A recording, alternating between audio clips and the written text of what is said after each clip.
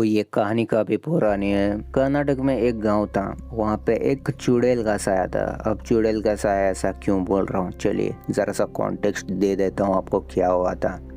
पिछले कुछ दिनों में उस गांव में हर एक मर्द लोगों का कत्ल हो रहा था। वो अचानक गायब हो रहे थे और उनकी डेड बॉडी भी नहीं मिल रही थी।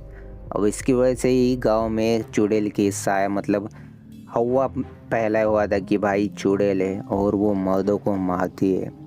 कहानी ये थी कि रात के 1 बजे चुड़ैल एक मर्द को बुलाती है और उनका नाम उस चुड़ैल को पहले ही मालूम होता था।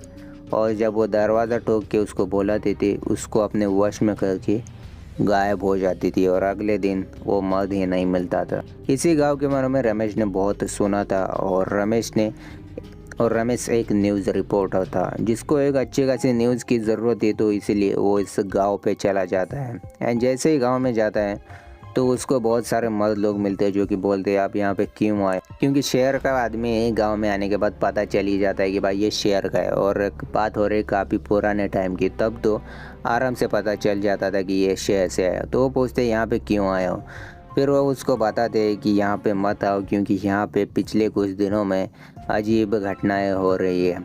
और इसी को सुन के वो यही कहता है कि मैं इसी को देखने के लिए यहाँ पे आया। और वो लोग देख के चौंक जाते कि भला अपनी जान देने को यहाँ पे क्यों आया है। फिर रमेश बताते कि मैं एक न्यूज़ चैनल में रिपोर्टर हूँ और मुझे एक अच्छी खासी न्यूज़ चाहिए, इसी की वजह से मैं यहाँ पे आऊँ इस चीज़ को कवर करने के लिए। अब उसको बहुत सारे लोग मना कर देते हैं कि भाई यहाँ से मत रुको, चले जाओ, जान को खतरा है आपकी। पहले ही बहुत सारे लोग गांव छोड़ के जा रहे हो, तुम गांव में आकर बहुत बड़ी गलती कर रहे हो शायद।